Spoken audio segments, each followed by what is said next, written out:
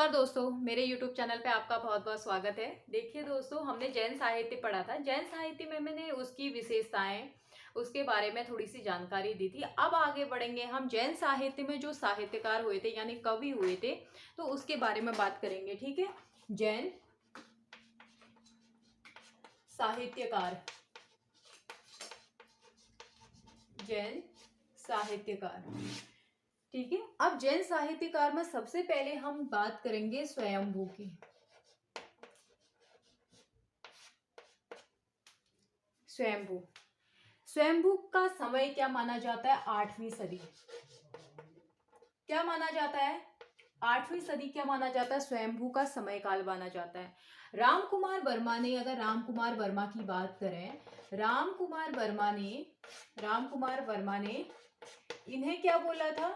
प्रथम कवि, आदिकाल का प्रथम कवि माना था। किसने माना था? राम कुमार वर्मा ने। ठीक हो गया, राम कुमार वर्मा जी क्या कहते हैं? आदिकाल का प्रथम कवि कहते हैं। ठीक है, अब देखिए इनकी जो रचनाओं की बात आती है, इनकी रचना क्या है? इनने मुख्य तौर पे 3 रचनाएं की थी। ठीक है, स्वयंभू ने कितनी रचनाएं की थी? 3 रचनाएं की थी। ठीक, सबसे पहले बात आती है इनकी रचना पौमचर्यू की, जो सबसे महत्वपूर्ण है और उसी में से क्वेश्चन भी पूछे जाते हैं। रचना पौमचर्यू, पौमचर्यू। देखिए दोस्तों, अब पौमचर्यू की हम बात कर रहे हैं। इसमें है क्या, किसके बारे में वर्णन किया गया है? इसमें राम कथा है। राम कथा क्या है? इसमें राम कथा है। किसमें है? पौमचर्यू में। ठीक हो गया, पौमचर्यू में किसकी कथा है? राम कथा। अब इसमें क्या दिखाया गया है? राम, सीता, दशरथ, तीनों को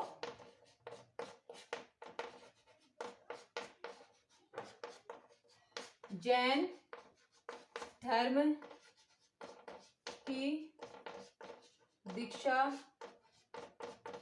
लेते हुए दिखाया गया है। अब अगर इसकी बात करें पौमचर्यू की, पौमचर्यू में कथा क्या है? राम कथा। ठीक है, वाल्मीकि की राम कथा को, वाल्मीकि का जो रामायण है उसको आधार मानकर इसमें राम कथा लिखी गई है। किसमें? पौमचर्यू में। अब इसमें एक चीज और बता रखी, इसमें कह रखा है कि राम, सीता और जनक, दशरथ नहीं थे, दशरथ तो पहले ही मृत्यु हो जाती है। जनक की पुत्री होती है ना सीता। राम, सीता और जनक तीनों को जो है जैन धर्म की शिक्षा लेते हुए दिखाई दिया है। ठीक है, यानी जैन धर्म की दीक्षा लेते हुए दिखाई दिया है। किसको? राम, सीता और जनक को। किसमें? पौमचर्यू में। और पौमचर्यू किसकी रचना है? स्वयंभू की। ठीक है, अब इसमें आगे बढ़ते हैं हम। पौमचर्यू की बात कर रहे हैं। इसकी अगर बात करें, इसमें 90 संधियां हैं। संधियां है। अब देखिए संधियां क्या है? संधियां हैं, हम कांड पढ़ते हैं, खंड पढ़ते हैं, सर्ग पढ़ते हैं, उसी तरह से इसमें क्या है? संधियां हैं। ठीक हो गया, पौमचर्यू में हमको क्या मिलती है? 90 संधियां मिलती है। ठीक, इनके पुत्र का नाम क्या है? त्रिभुवन। ठीक है दोस्तों, इनके पुत्र का नाम क्या है? त्रिभुवन इनके पुत्र का नाम है। किसके पुत्र का नाम है? स्वयंभू के पुत्र का नाम। अब इसमें पुत्र का नाम क्यों आया? इसलिए आया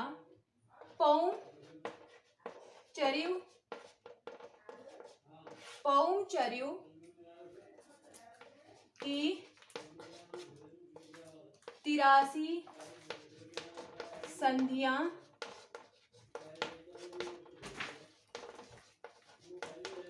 स्वयंभू द्वारा तथा बाकी संधियां उनके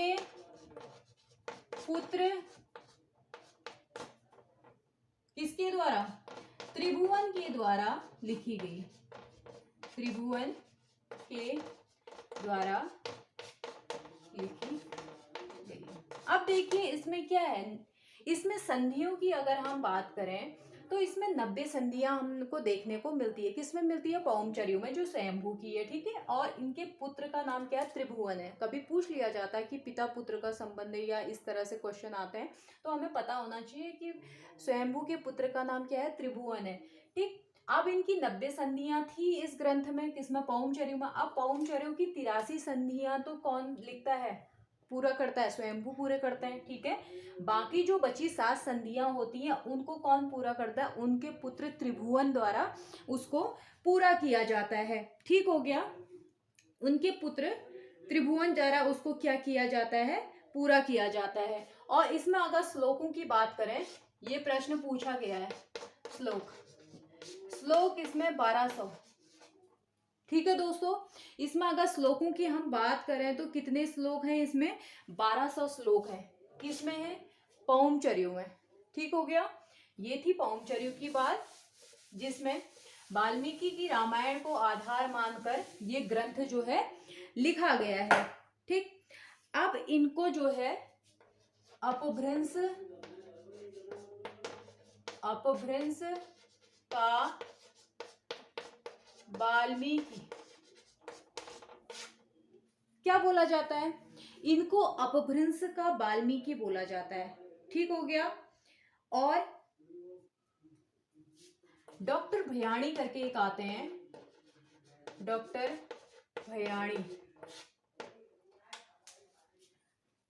भयाणी करके आते हैं। इन्होंने इसे अपभ्रंश का कालिदास, ठीक है दोस्तों।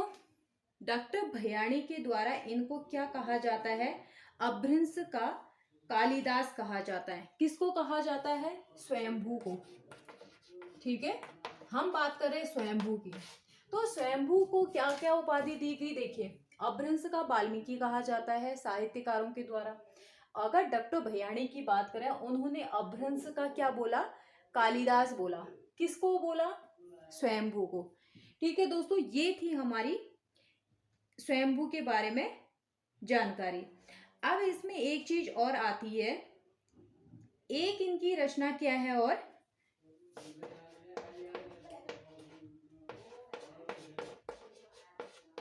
रिठणेमी चर्यु करके इनकी क्या है? एक अन्य रचना है, ठीक है। जैन धर्म का उत्तर पुराण ग्रंथ कहा जाता है इसको, जैन धर्म का उत्तर पुराण ग्रंथ। जैन धर्म का उत्तर पुराण ग्रंथ किसको कहा जाता है? रिठणेमी चर्यु को कहा जाता है। और दूसरा इनका क्या है? स्वयंभू छंद, ठीक है दोस्तों। ये थी हमारी स्वयंभू के बारे में, स्वयंभू की जो रचना है पौमचर्यु, उसके बारे में। पौमचर्यु की विशेषताएं क्या क्या थी? पौमचर्यु में एक तो 90 संधियां होती हैं, 5 कांड है, इसमें 90 संधियां हैं, 1200 श्लोक हैं, ठीक हो गया। राम कुमार वर्मा ने स्वयंभू को क्या बोला था? आदिकाल का पहला कवि बोला था। अब अगर इनकी संधियों की बात करें तो 90 की 90 संधियां इनके द्वारा जो है रचित नहीं है, इनके द्वारा नहीं पूरी करी गई है। उसमें से 83 जो संधियां थी वो तो किसके द्वारा? स्वयंभू के द्वारा पूरी होती है। बाकी जो 7 संधियां होती है उनके पुत्र त्रिभुवन के द्वारा उसको पूरा किया जाता है, ठीक है। फिर उसका दूसरा एक और रचना है, उनका ग्रंथ क्या है? रिठणेमी चर्यु है, जो जैन धर्म का उत्तर पुराण ग्रंथ माना जाता है जिसको। फिर एक आता है स्वयंभू छंद। ये थी हमारी इसके बारे में जानकारी। अब जो पौमचर्यु लिखा गया ना, पौमचर्यु, ये किस में लिखा गया? किस शैली में? प्रश्नोत्तरी। देखिए दोस्तों, जो ये लिखा गया है, ये लिखा गया प्रश्नोत्तरी शैली में। क्या लिखा गया? पौमचर्यु को प्रश्नोत्तरी शैली में लिखा गया। ये क्वेश्चन इंपॉर्टेंट, क्योंकि ये नेट में काफी बार पूछा जा चुका है। ठीक है, पौमचर्यु किस शैली में लिखा गया? प्रश्नोत्तरी शैली में लिखा गया है। ये था हमारा स्वयंभू के बारे में और उनके ग्रंथों के बारे में, जो उनकी 3 रचनाएं मिलती है। स्वयंभू छंद हो गया, पौमचर्यु हो गया, रिठनेमी चर्यु हो गया। अब बात करते हैं हम दूसरे नंबर पे देवसेन की। देवसेन, देवसेन का समयकाल 10वीं यानी 933 ईस्वी, 933 ईस्वी या तो 10वीं सदी इसका क्या मान रखा है? समय काल मान रखा है। और इन्हें जैन साहित्य का प्रथम कवि माना जाता है। देवसेन को क्या माना जाता है? ये मैंने पहले बताया। जैन साहित्य के प्रथम कवि की बात आती है तो कौन है? देवसेन है। हमने स्वयंभू पढ़ते हैं, कोई बच्चा कंफ्यूज हो जा रहा होगा, लेकिन जो पहले कवि का दर्जा है इनको दिया जाता है। किसको दिया जाता है? देवसेन को। इनकी रचना क्या थी? श्रावकाचार। श्रावकाचार, इसमें क्या है? 250 दोहों में श्रावक धर्म की बातें कही गई है। ठीक हो गया। श्रावक धर्म की, श्रावकाचार यानी श्रावक धर्म की, श्रावक लोगों की बात हमने की थी। क्या होता था इसमें? हमने रास पढ़ा था। रास में क्या था? श्रावक लोग क्या करते थे? मंदिरों में क्या करते थे? हाथ की ताल पे नृत्य और गायन किया करते थे। वही श्रावक के बारे में इन्होंने 250 में जो है श्रावक धर्म की बात की है। किसमें की है? श्रावकाचार में। और इसी को जो है हिंदी की पहली साहित्यिक रचना माना जाता था, माना जाता है, सॉरी। श्रावकाचार क्या है? ये हिंदी की प्रथम साहित्यिक रचना या ग्रंथ। ठीक हो गया। प्रथम जो हिंदी की साहित्यिक रचना है या साहित्यिक ग्रंथ है वो कौन है? श्रावकाचार। किसकी है? देवसेन की है। ठीक हो गया। अब इसकी बात करें, देखिए श्रावकाचार में किसका वर्णन किया गया? श्रावकाचार में एक तो क्या है? श्रावक धर्म की बातें कही गई है 250 दोहों में। एक इसमें ग्रस्त जीवन की बातें करी गई है। ग्रस्त, ठीक है, किसकी बातें की गई है इसमें? देवसेन के द्वारा श्रावकाचार में ग्रस्त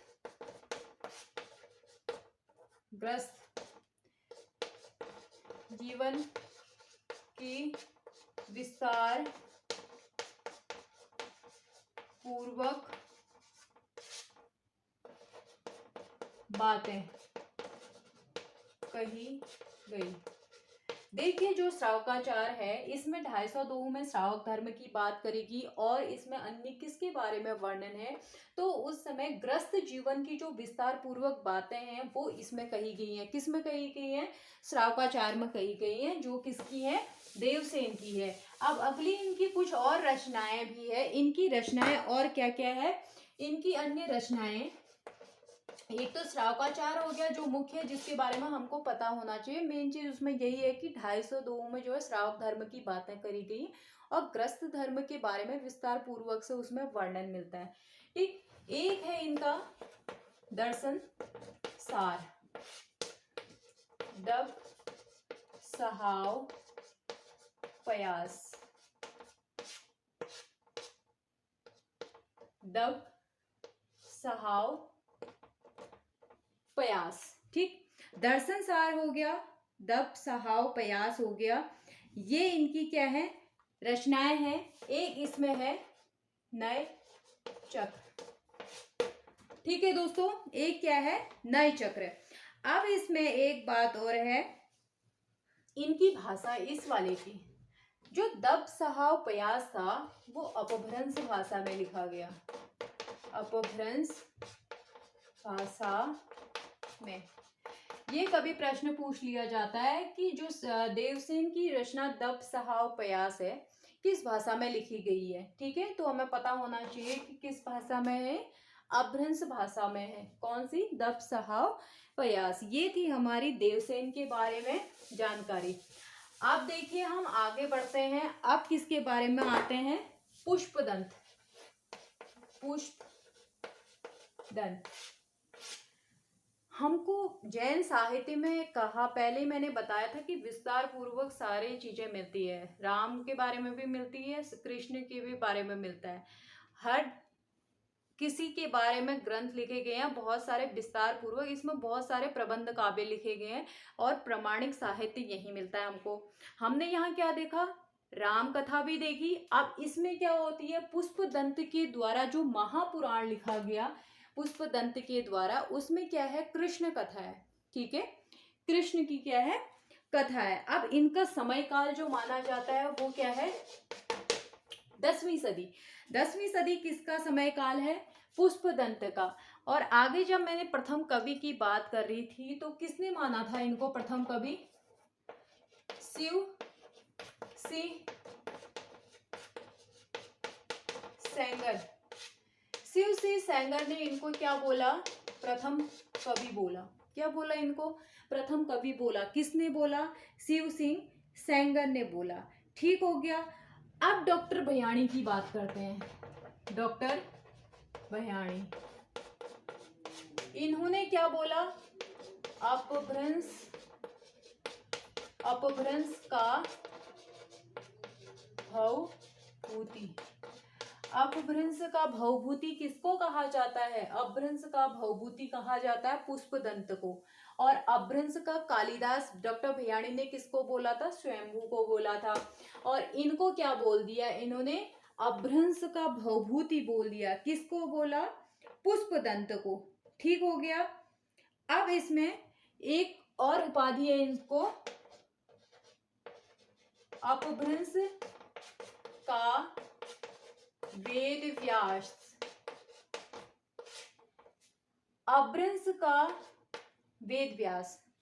ठीक, क्यों कहा जाता है? क्योंकि इन्होंने जो महापुराण लिखा, ठीक है, महापुराण लिखा, उसमें कृष्ण को आधार मानकर सारी कथा क्या हो गई है? लिखी गई है। इसीलिए इनको अपभ्रंश का क्या बोला जाता है? वेद व्यास बोला जाता है। ठीक है। और डॉक्टर भयाणी ने इनको क्या बोला? अपभ्रंश का भवभूति। शिव सिंह सेंगर इनको क्या मानते हैं? प्रथम कवि मानते हैं। किसको मानते हैं? पुष्पदंत को। इनका समय क्या क्या है? 10वीं सदी। अब इनकी रचना की बात करते हैं। महापुराण। महापुराण, महापुराण इनकी क्या है? इनका ग्रंथ है। क्या है? इनका ग्रंथ है। इसमें जैन धर्म के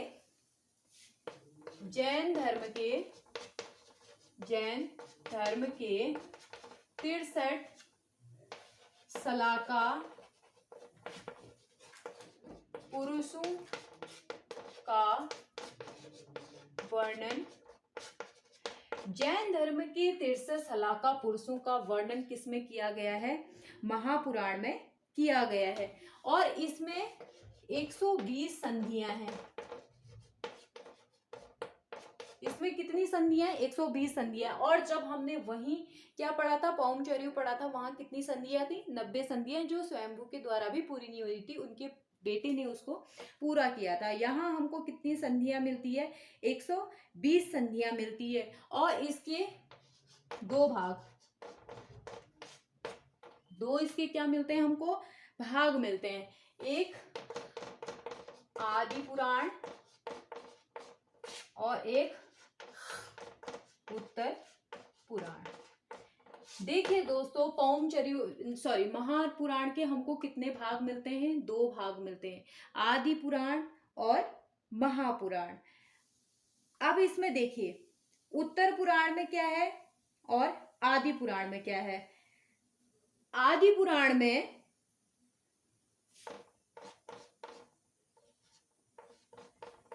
ऋषभदेव और उनके पुत्र भरत का वर्णन, ऋषभदेव और उनके पुत्र भरत का वर्णन किसमें है? आदि पुराण में है। ठीक हो गया। आदि पुराण में है ऋषभदेव और उनके पुत्र का वर्णन। और उत्तर पुराण में क्या है? उत्तर पुराण में राम कथा तथा कृष्ण कथा ठीक है दोस्तों। आदि पुराण में हमको दो इसके क्या हो गए, भाग हो गए, किसके, महापुराण के, ठीक हो गया। आदि पुराण में क्या है वर्णन, ऋषभदेव और उनके पुत्र भरत का वर्णन हमको कहाँ मिलता है, आदि पुराण में मिलता है। अगर हम कृष्ण कथा की बात करें तो उत्तर पुराण में हमको राम कथा भी देखने को मिलती है इनके ग्रंथ में, और कृष्ण कथा भी देखने को मिलती है। किस में मिलती है, इसमें महापुराण में, ठीक हो गया। अब इसमें जानने के लिए महापुराण के बारे में इतनी है तो काफी सारा, पर जो हमें जानकारी होनी चाहिए वो मेन चीज इतनी है, ठीक है।